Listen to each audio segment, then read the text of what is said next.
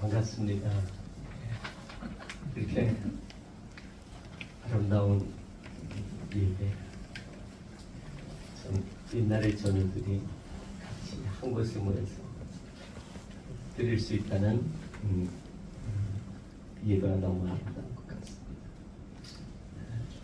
이곳에서 제가 하나님 말씀을 전하는 것을 들었고 개인적으로 참 큰 영광을 생각합니다.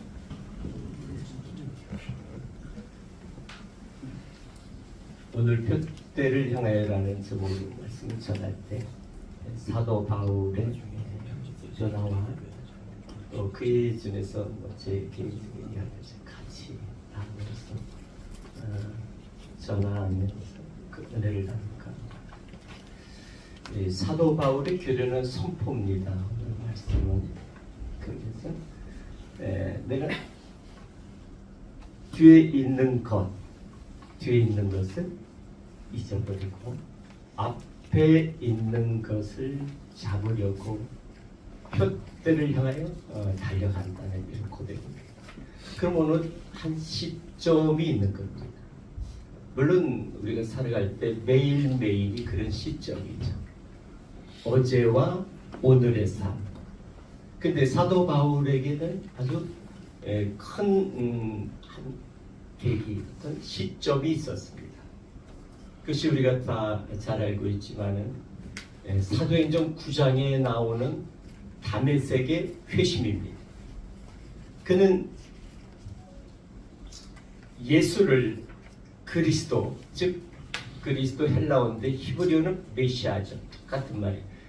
예수를 메시아로 믿는 자들을 잡으러 가던 중이었지 않습니까? 근데 그는 정오에 강렬한 빛 앞에서 쓰러집니다. 주님의 말씀을 듣죠. 그러다가 아나니아가 가서 기도할 때 그의 눈에서 빗물이 벗겨집니다. 이 빗물이 이 헬라어로 레피스인데 그러니까 이 어근이 문둥병들이더라고요. 그러니까 감각 없는 영적 문둥병에서 그가 고침받는 거예요. 즉 예수가 누구인지 몰랐던 거죠. 그 이후에 그의 일성은 뭐냐면 예수는 그리스도, 즉 예수는 메시아라는 고백입니다. 그가 마지막 로마에서 순교당할까지 그의 사역의 핵심이 뭐예요? 예수는 그리스도라. 왜 예수는 그리스도라 고백하는 자들을 잡으러 갔었습니까? 그는 예수는 그리스도가 아니라고 확신했던 거죠.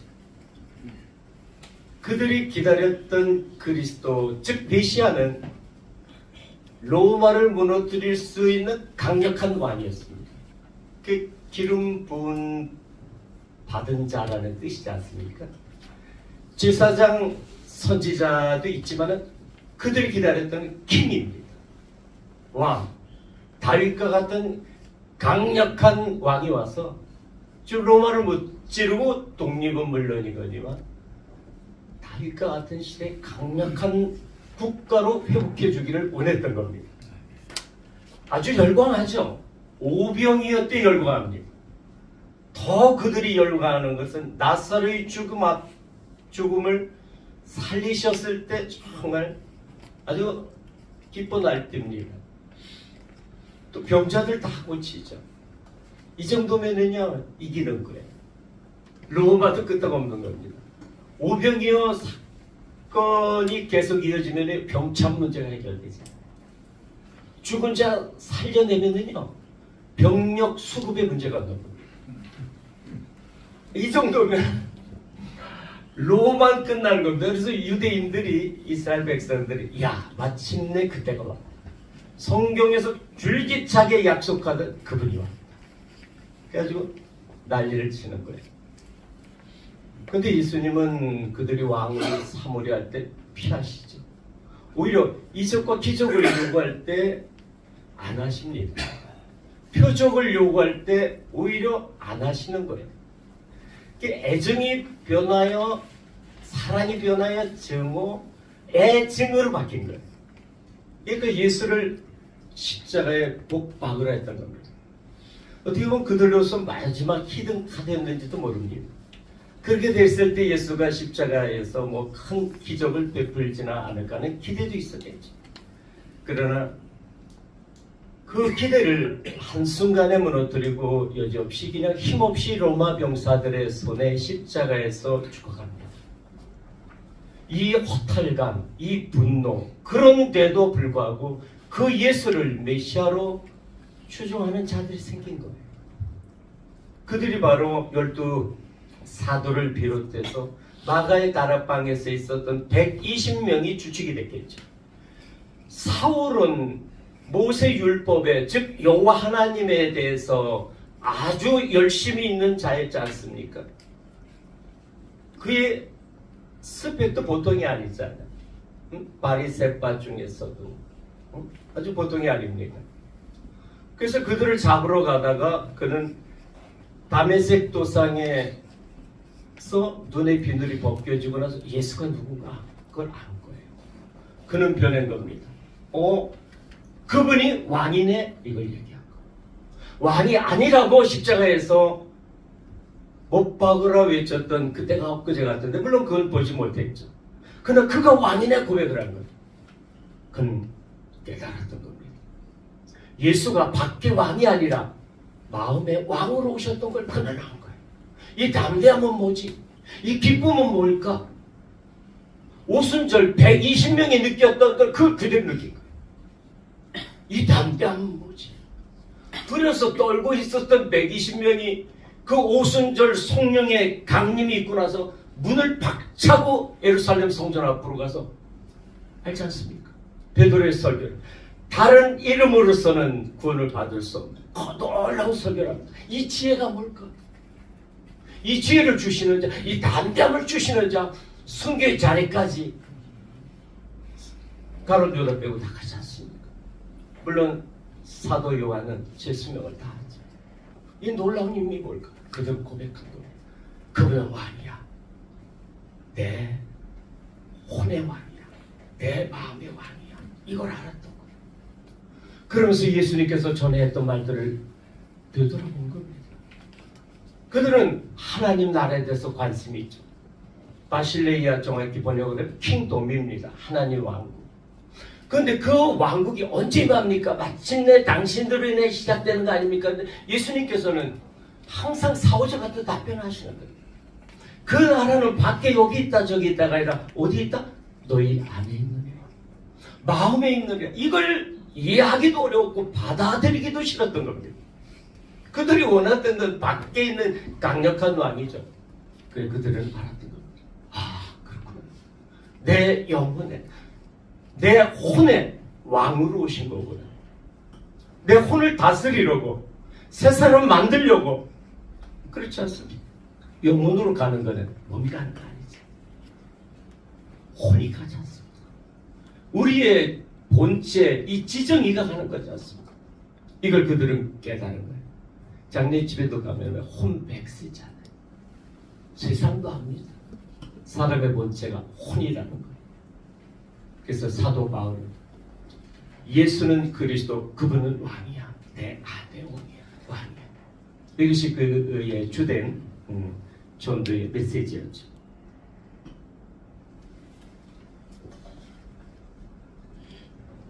로마서 10장 2절 3절에서는 이런 고백을 합니다. 사람들이 너희들이라 그랬는데 사실은 자기의 고백이에요. 너희들이 자기 의를 세우려고 하나님의 의를 저버렸다도 할 겁니다. 자기 의가 뭡니까? 자기들이 원하는 예수는 밖에 왕이었던 거예요. 이게 옳았다고 성경을 그렇게 이해했고 기다렸던 겁니다. 그러나 하나님의 의는, 하나님의 올바름, 하나님의 공의는 우리 안에 오시는 왕이었던 겁니다. 다윗을 선택할 때 그 말씀하시잖아요. 사람들은 늘 외모를 보는 겁니다. 늘 바깥에 관심이 있어요. 몸짱이, 지위가 어떻게 되니, 재산이 어떻게 되느니, 건강이 어떠니. 그러나 하나님은 중심을 보신다는 게 내부로 마음을 보신다는 겁니다. 혼을 보시는 거죠. 이것이야말로 영혼으로 이끌어갈 수 있는 본체이기 때문에 그랬던 것 아닙니까? 예수님께서도 오셔서 마태복음 7장에 보면 법에 대해서 이야기하십니다. 주여 제가 당신의 이름으로 뭣도 하고 귀신도 쫓아내고 그런데 주님께서 하시는 그 말씀이 너무 애정하리시피 난 너를 도무지 모른다. 이 불법을 행하지. 불법이라고 이야기하십니다. 불법 위반은 세상의 법에서도 뭐 문제가 되잖아요. 법이 저촉되면. 근데 하나님의 법이 저촉될 때는 우리가 구원의 현장으로 갈 수 없는 거란 말이에요. 그 마태복음 7장 말씀은 열매를 보아 선지자를, 오늘의 목사 아니죠. 우리죠. 선생들이죠. 열매가 밖에 있는 그 무엇이라고 너희가 가르치면 그건 거짓 선지자라는. 열매가 안에 있는 마음의 열매라고 가르치면 그것이 참 선지자라는. 너는 아무리 세상에서 이런저런 사역을 했다 하더라도 뭐 내 이름으로 물론 했다고 하더라도 난 너를 도무지 모른다. 법을 어겼다. 그러니까 거기서 열매는 안에서 맺어지는 열매란 말입니다. 이걸 사도 바울은 깨닫고 사랑과 희락과 화평과 오래 참과 자비 양성과 충성과 온유와 절제라. 이것이야말로 영혼으로 가는 열매지. 훗날 숨이 끊어졌을 때 가져가는 아무도 없단 말입니다. 그냥 화장터에서 죄로 돌아가고 마는 거죠. 이미 모든 신경계통이 끊어지고. 사도 바울의 이 고백을 보면서 저희 여전과 같다 이런 생각이 듭니다. 저는 20살 때 육사 가서 교회 다니기 시작했습니다. 그 전에는 예수 이름도 들어보지 않은 것 같아요. 학교에서 뭐 4대 성인으로 먹건데 그것도 들어봤겠죠. 교회 가본 적도 없고요. 그때 저희 바람은 가정이 그렇게 못 샀던 건 아닌데 돈 때문에 하여간 가정 불화가 많이 있어서 돈은 좀 벌어야 되겠다 싶어서 농장을 하대죠. 크게 그냥 그때 막 서부 영화가 유행해서 그냥 말 타고 다니는 목장을 한번 했는데 아리조나 목장 뭐 이런 거 해가지고. 네, 사관학교 가면서 꿈이 바뀌었어요. 아니 고등학교 가면서부터 하여간 뭐 육사 많이 가는 성남고등학교라고 나와서 육사 가고 나서 그때 이제 하나님을 만나고 나서부터 만났다기보다도 교회 다니고 나서부터 어차피 육사에 가서 별을 달아야 됩니다. 별 하나 아니죠. 4개 아니죠. 내가 또 5개 달아야 되는데 5개는 달아야 됩니다. 소위 때부터 몇 년 되면 2년 되면 중2가 되고 몇 년 되면 그려놨죠. 다 별 5개. 그래서 압록강 숲이 사는 걸 내가 하리라. 그게 동일해가지고 늘 이런 꿈을 뒷받침해 주는 게 그러니까 하나님의 말씀이 그런 걸 뒷받침해 주는 거예요. 내 입을 깨열라 저우리라. 시작은 미약했으나 나중은 참내 압록강 사는 거예요. 아니 소대장의 담당 구역과 사령관의 담당 구역 구하라 2달에 착한 이런 말씀들을 붙잡고 이것이 실현되겠고 창조주 하나님 전능하신 분인데 그걸 못하시래. 이러한 바람을 가지고 군에 있었죠. 그런데 어느 순간에 제가 그런 감동을 주셔서 중년 때 제가 군에 24학기까지 25년 하고 2000년도 이제 45세 전역을 해서 신학으로 목회자의 길에 접어들었습니다. 그러면서도 제 마음에서는 늘 변하는데 이제 사관학교 때 배우면 안 되면 되게 하라. 날 따라오라. 이것만 가지고 성경만 조금 공부 좀 하면은 교회는 이건 뭐 그 어려운 과정 됐으니까 이건 교회는 충분히 크게 성공할 수 있을 거야. 여기도 성공자가 들어가. 왜 성공할 수 있을까요? 응? 성공이 뭐야? 교회 건물이 우선 또 성도들 숫자와 이런 것들이 늘 마음 한구석에 있는 거야. 이게 아닌 것 같으면서도 아니야. 정신 차리자. 그래도 좀 최선을 다하고 열심히 해서 내가 군에서 제대할 때 어머니가 통곡하고 너 끝났다 그래도 그래도 좀 뭔가 크게 해가지고 다시 좀 기쁨을 줘봐야지. 또 이런저런 마음들이 목표하면서도 여전히 이 성공에 대한 이런 마음이 있는 거예요. 왜? 하나님을 그렇게 배웠거든요.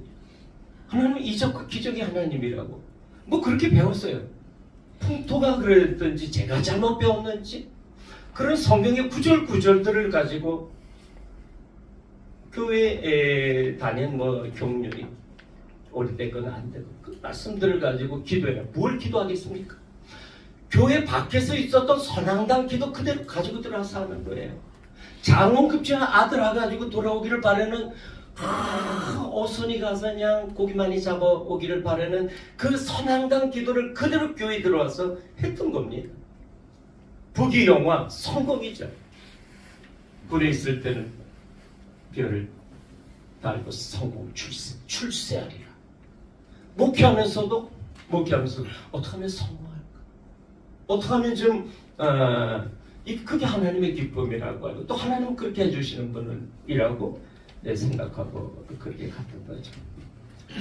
이러던 중에 제가 한 10여 년 전에 제가 좀 관심을 가진 게 성경 연구할 때 언어 연구를 좀 관심을 갖게 됐습니다. 히브리어와 헬라, 특히 히브리어 연구를 좀 하면서 제가 제 눈에서 사도 바울처럼 비늘이 벗겨졌다 그럴까요? 그 말씀의 본질적인 뜻들이 이게 아니구나라는 걸 깨닫게 된 겁니다. 앞서 말씀드렸듯이 하나님의 관심은 혼에 있구나. 그분은 밖에 있는 필요할 때 불러대는 알라딘의 램프가 요술 램프의 주인공이 아니라 정말 내 안에 오셔서 나의 삶을 주관하고 내 혼을 좀 새롭게 만들어가는 하나님을 사랑하고 이웃을 사랑할 수 있는 그런 새 혼을 만들어 가시는 내 안에 킹이구나. 이런 왕국을 이루시려고 이 땅에 오신 겁니다.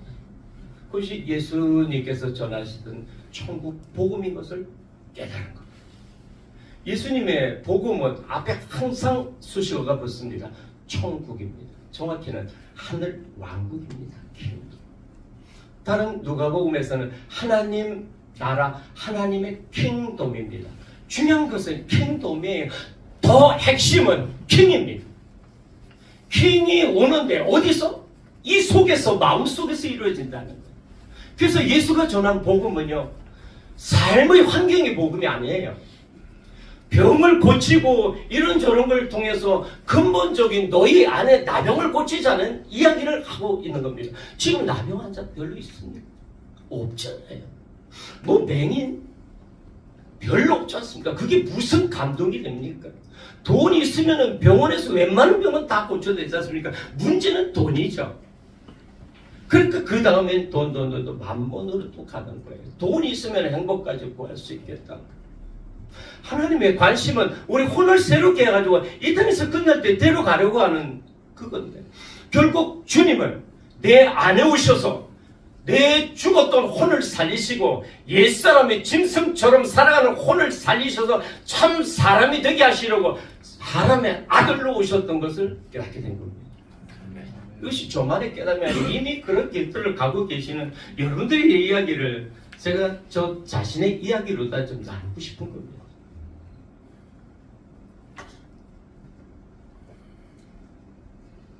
아, 그렇구나. 그래서 열매를 보아서 알겠다는 겁니다. 우리가 얼마나, 제 자신이 얼마나 교회 다니면서 교회 다닌 열매가 있어. 무슨 뜻입니까? 어떻게 좀 자녀들은 좋은 데 갔어. 결혼은 뭐 어떻게 진급, 승진은 어떻게 보면 재산은, 이런 질문이에요. 그러나 하나님은 우리 안에 얼마나 사랑의 열매가, 얼마나 평강의 열매가 있느냐, 늘 중심을 보시는데, 우리는 밖으로 했던 거, 예수님이 오셔서 마태복음 23장에 보면은 바리새인 서기관들에게, 오늘날의 종교 지도자들 목사들에게 우리 모두지 화 있으신 저 외식하는 서기관들 겉으로 갔다는 거예요. 몸의 규례로 갔다는 거예요. 도덕 윤리로 갔다는 거예요. 도덕 윤리가 아니죠. 하나님이 가르쳐. 겉으로 그럴듯하게 치장하는 게 아니란 말이에요. 본질을 바꾸시고 싶어 하는 거죠. 오죽하셨으면은 독사의 이 사탄의 새끼들, 오죽하셨으면 맡겨놨더니 전부 다 배나도 지옥 자식으로 만든 거예요.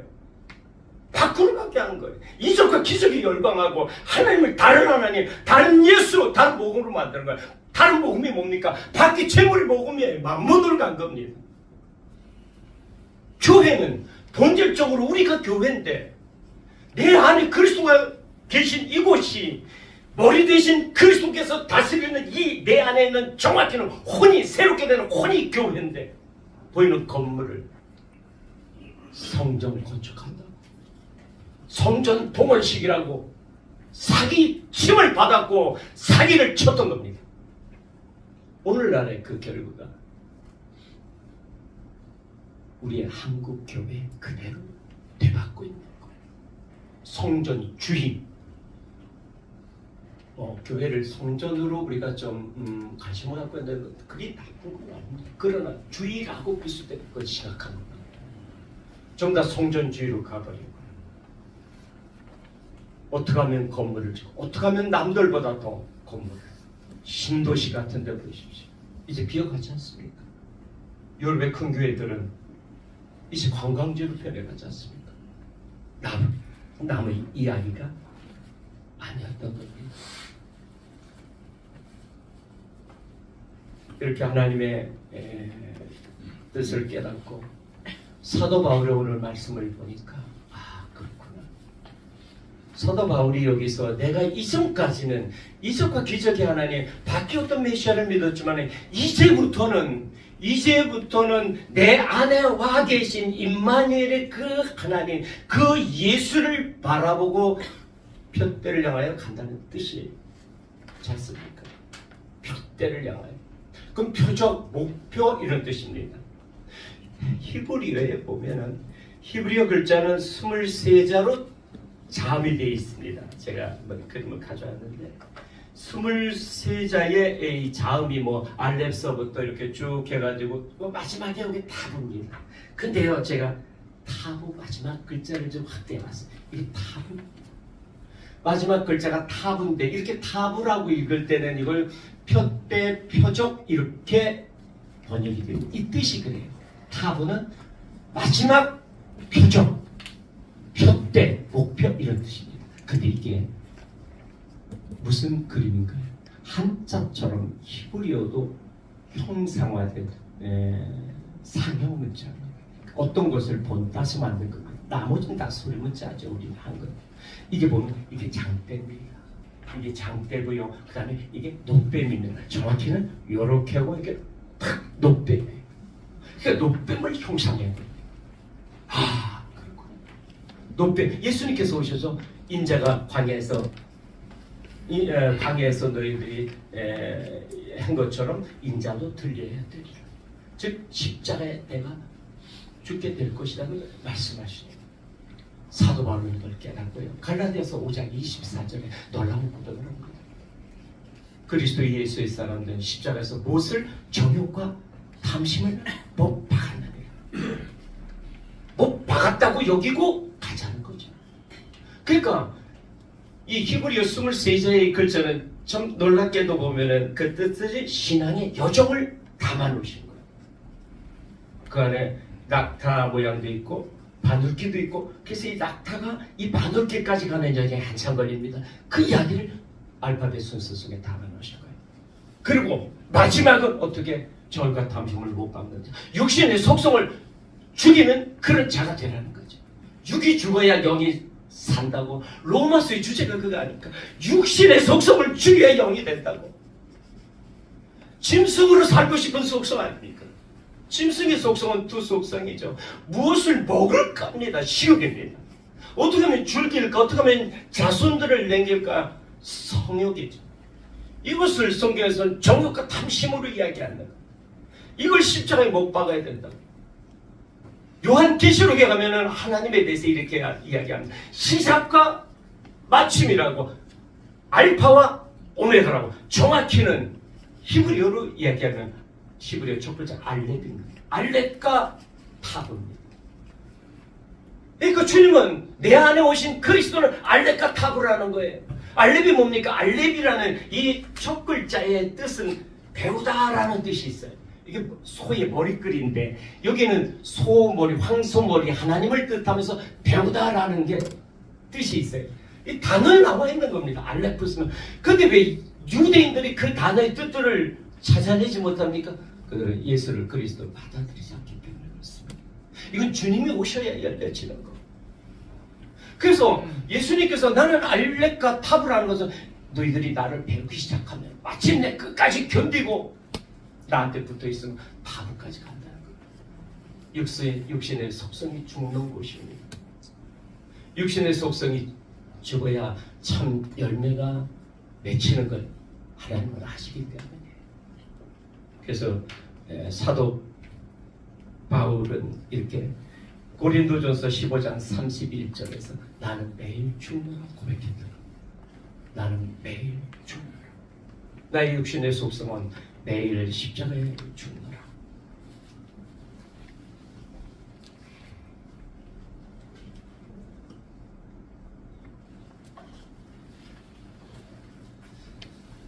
평생의 사명이 무엇인지를 깨닫게 된 겁니다. 그렇구나. 밖에 있는 것들이 아니고 숫자가 아니구나. 한 사람 한 사람을 정말 새 사람 만드는 그것. 무엇보다도 내 자신이 하나님께서 나를 향한 목적이 나의 새 사람, 새 혼, 겉사람은 벗어버리고 속사람, 새롭게 되는 그 한 사람을 훗날 데리고 가서 영원히 같이 사시려고 하는 게 하나님의 뜻이요. 그 뜻을 담아놓은 게 성경의 구원의 지혜서구나라는 걸 더 확실히 눈에 비늘이 벗겨지고 나서 깨닫게 된 겁니다. 그 이후로 저 자신도 이제 그를 위해서 늘 밖을 향했던 거에 안으로 돌아오게 된 거죠. 늘 밖을 향해서 환경의 구원을 어떤 것을 변화시키려고 하는 것에서부터 내 안을 향해서 기도하기 시작했습니다. 내 안에 있는 악한 것들. 기도하다 보니까 저는 기도 속에서 조상들로부터 내려온 모든 망령된 것이라는데 정말 악한 육신의 속성들이 몸의 질병도 조상으로부터 내려오는데 영적인 속성은 더 우리 안에 유전되어진다는 걸 깨닫게 된 거예요. 그런 악한 영들, 이거는 기도 외에는 나갈 수가 없고 이제는 기도의 방향을 안으로 두는 건 이것들이 나가게 되는 걸, 즉 내 안에 변화가 이루어지는 걸 느끼게 된 거예요. 이거구나 바로. 그래서 성도들에게도 이제 분명히 우리가 구원은 무슨 구원이냐. 베드로전서 1장 9절에 분명히 나와있더라. 우리 성경 속에 다 있는데 우리는 그걸 갖다가 지나쳤던 겁니다. 간과했던 겁니다. 믿음의 결국은 영혼의 구원이라 번역이 좀 잘못됐습니다. 영혼은 거기 푸시케로 혼의 구원이라고 이야기해요. 왜 영이신 그리스도가 그분이 오셔서 내 혼을 지정의를 건져주시는 거예요. 새롭게 만들어 가시는 거죠. 믿음의 결과 혼의 구원. 이게 구원의 여정이구나. 이것은 한순간에 이루어지는 것이 아니구나. 한순간에 이루어지는 것이 아니구나. 그래서 예수님께서 끝까지 견디는 자는 구원을 받는다고 거듭 이야기하셨구나. 빌립보서에 바로 여기 읽었던 여기 본문에 있던데 2장 12절에는 보면은요 두렵고 떨림으로 너희 구원을 이루라 이야기합니다. 사도가 빌립보서 2장 12절 두렵고 떨림으로 너희 구원을 이루라는 거예요. 그럼 지금 아직 낮이시죠. 이것이 이 땅에 우리에게 부여된 가장 중요한 중차대한 사명인데 우리는 늘 바꿔 어떻게 하면 삶의 자리로, 어떻게 하면 노후 대책을, 어떻게 하면 안락한 마지막 웰다잉을 맞이할 것인가. 늘 세상의 소리에 미혹되었던 거예요. 그것이 마치 하나님의 뜻이냐, 그것이 복이냐, 사로웠던 지난날. 이게 사도 바울의 고백입니다. 이제 지난 날 난 오해했었다. 난 몰랐었다. 난 그것이 하나님을 위한 길인 줄 알았다. 난 그렇게 하면 복받고 상 받는 줄 알았다. 그러나 그는 고백해. 나는 이제 그분을 만났다. 그분은 내 안에 계시다. 그분을 통하여 나는 매일 죽는다. 로마서 7장 큰 싸움 아닙니까? 오호라 나는 공고한 싸움이다. 이 사망의 몸에서 누가 너를 건져내려? 믿음이 약한 자의 고백이에요? 아니에요. 장성한 자의 고백입니다. 자기 안에 두 자아가 있는 걸, 옛사람과 새사람이 있는 걸 주님의 말씀을 통하여 이제 새롭게 변화된 하늘의 사람이 있는 반면에 여전히 애굽의 사탄이 주는 가르침을 통하여 살아가는 옛사람 애굽의 속성이 있다는 걸 깨달은 놀라운 고백입니다. 그랬던 그가 나는 닮아서 죽는다. 눈에 보내 비늘이 벗겨지고 나니까 성경의 모든 말씀들이 한 귀절 한 귀절이 그렇게 그릇됨이 없이 어쩜 그렇게 올곧게 하나 있지. 오직 하나님은 나은 사람을 새롭게 하시기 위해서 그토록 창세기 1장에서부터 요한계시록까지 그렇게 모시고 그 긴 기간 그 많은 사람들을 통해서 놀라운 주님의 사랑 앞에 알게 되니까 꼬꾸라지게 되고 주님의 사랑에 그 진한 사랑에 붙들림 받으니까 환난이나 핍박이나 사망이나 그 어떤 것이 나를 흔드는 것을 없게 되는구나. 이 고백이 바로 사도 바울의 고백이구나를 깨닫게 됩니다. 저는 젊은 날에 그 말씀을 너무 좋아했습니다. 별 5개 다는 확실한 말씀으로 저도 붙들고 기도한 게 빌립보서 4장 13절에 내게 능력 주시는 자에서 능치 못할 것이 없다라는 그 말씀이었습니다. 아, 이건 확실해 이 말씀. 그러나 이제 그 위에 있는 구절 좌우에 같이 보니까 빌립보 교인들이 보낸 헌금 속에서 나는 너희들이 헌금 보내준 거 기뻐한다. 그러나 나는 너희들이 보냈다고 기뻐하는 것이 아니라 안 보낼 때도 가난하건 부유하건 내가 비난 것에 처하건 뭐 어떻든 간에 나는 일치 비결을 배웠다고 이야기합니다. 일치 비결이 뭡니까? 기뻐할 수 있는 비결이었습니다. 그러면서 곧 이어서 이야기하는 게 나는 내게 능력 주시는 그리스도 안에서 능력 주시는 자, 즉 그리스도죠. 그리스도가 내 안에 계시기 때문에 그리스도 안에서 나는 모든 것, 어떤 상황 속에서 가난하건 아프건 애워싸움을 당하건 간에 뭐 할 수 있는, 기뻐할 수 있는 능력이 있다는 거예요. 할렐루야. 로마서 14장 17절에는 이를 깨달은 사도 바울, 하나님의 나라는 킹돔은 먹고 마시는 것 아니에요. 그리스도 예수 안에서 그분이 내 안에 오셔서 의와 평강과 일하기니라 이야기합니다. 의이신 그분, 아 주님이 내 안에 계셔. 주님의 의는 올바름은 주님의 뜻은 내 안 사람을 새롭게 만드는 거야. 거기에 절대적으로 부응하고 듣고 순종해서 내가 바뀌어지는 거예요. 염려와 근심이 나가는 거예요. 그러다 보니까 평강이 자리 잡습니다. 그 평강 속에서부터 솟구치는 잔잔한 희락, 그게 기쁨이에요. 누가 만일 묻는다. 넌 교회 다닌 열매가 뭐야? 또 넌 교회 다닌 표적이 뭐야?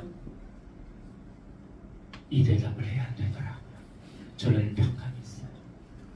저는 제 안에 계신 그리스도 때문에 이제 기뻐할 수 있어요. 어떤 상황 속에서 문제가 있을 수 없을 수 있습니까? 갈릴리 바다에 파도를 치게 돼 있어요. 그러나 그 배 가운데 누가 계십니까? 주님이 계시잖아요. 주님을 바라보고 주님을 부르고 주님 부를 때 주님이 잔잔하죠. 조용해. 빌립보서 4장 6절 7절 아무도 염려하지 말고 오직 모든 일에 기도와 간구로 너희 구할 것을 감사함을 하나님께 하리라. 그래야 모든 지각에 뛰어 하나님의 평강이 그리스도 예수 안에서 너희 마음을 생각하십시오. 아, 평강이 응답이구나. 평강이 응답이구나. 그럼 밖에 있는 여전히 변함없는 저 문제는 어찌하라고? 그건 네가 다스려. 거짓 내가, 평강의 내가, 담대한 내가 다시 문제를 볼까? 아이고 내가 저것 가지고 문제인 줄 알고 내가 난리가 없어를 쳤다. 저게 무슨 문제가 아닌 걸로 보이는 거예요. 그 순간에 어둠의 영들이 쫓겨가는 겁니다. 잔잔해지는 겁니다. 여러분 나이 들어가면 점점 느끼지 않습니까? 아, 행복은 정말 평강이에요. 다른 그 어떤 무엇을 먹느냐 맛도 이제 그 어떤 것을 재미도 이제 그 좋아하던 운동도 이제 더 이상 할 수 없습니다. 이제. 평강이 정말 귀한 열매구나 세상 사람들도 알아. 근데 우리는 환경과 여건을 다스리는 그리스도 안에서의 참 평강이 행복인 줄 믿으시기 바랍니다. 그분의 이름이 평강의 왕이에요. 예루살렘 왕. 부활 후 제자들에게 이야기합니다. 두려워하는 그들에게 평강할 자다. 평강할 자. 샬롬. 샬롬.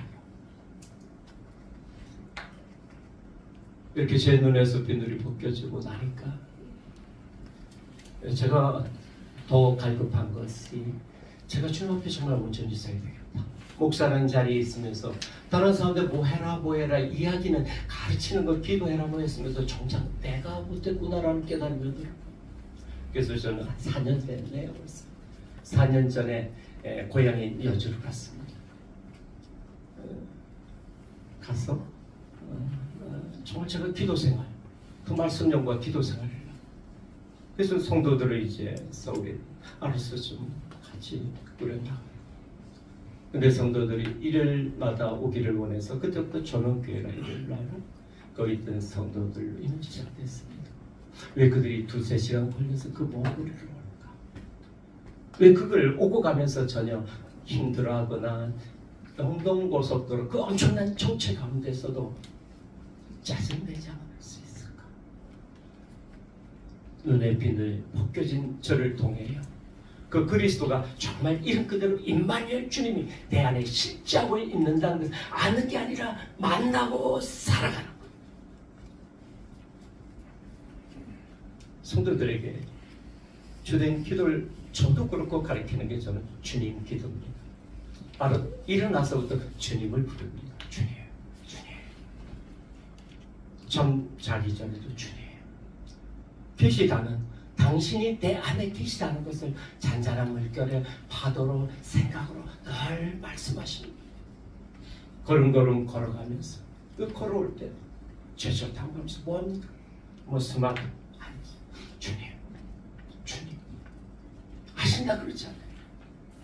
마음을 아신다 그러잖아요. 사랑의 고백을 올려드립니다. 뭐 때문에 전해서 그냥 아빠 생각나서 이걸 좋아하잖아요. 그냥 주님을 불러드려요. 그런데 주님이 내 안에서 마음을 다스려 주시더라고요. 이 다스려진 마음으로, 이 평강의 마음으로 삶의 자리를 이겨나가는 거예요. 삶의 자리를 통치하는 겁니다. 내 안에 계신 왕의 권세가 있죠. 작년쯤에는 아들이 미국에 있어요. 자주 못 보는데 한국에 와 있다. 떠나기 전에 아들이 그래요. 아빠 좀 어떻게 그렇게 변할 수 있는 거예요? 이 말 속에는 상당히 높임과 상당히 참 부끄러운 말이 있던 겁니다. 제가 자네를 좀 사랑과 이런 넉넉함보다는 좀 엄하게 늘 사관학교 때 난 걸로 젊어서 다 결혼해가지고 뭐 애들 교육 준비가 됐었으니까 뭐 잠언서에 나오는 해초리로 채찍으로 아이를 때릴지라도 죽지 아니라고 이렇게 액자로 만들어가지고 붙여놨더니 아들이 나중에 엄마한테 뭐 성경에 저런 말씀이 있어 있는 걸 어떻게 난 그런 줄 알았어요. 다 그런 있어요.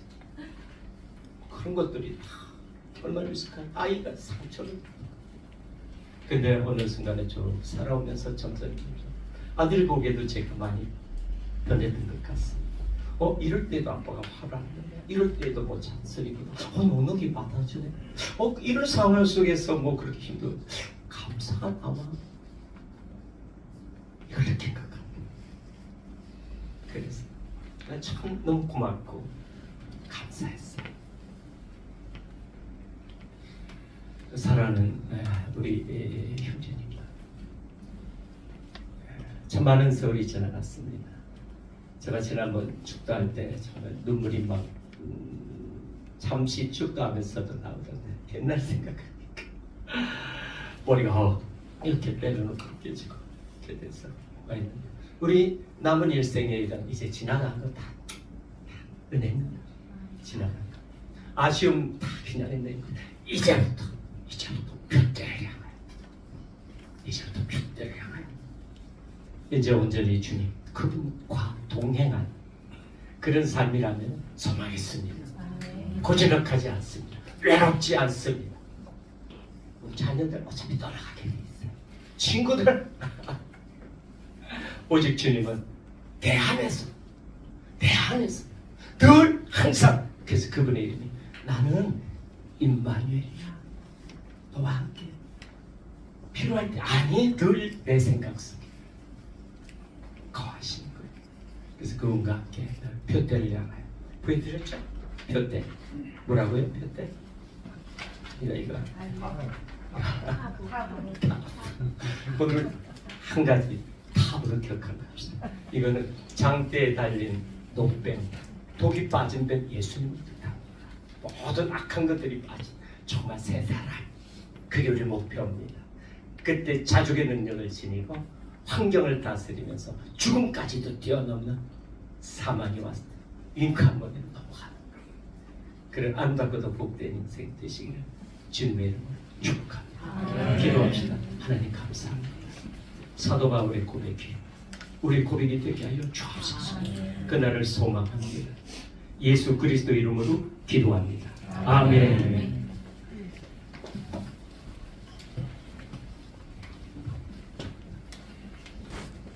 은혜의 말씀 감사합니다. 다음은 학군 신호회에서 우리 김영호 목사님께서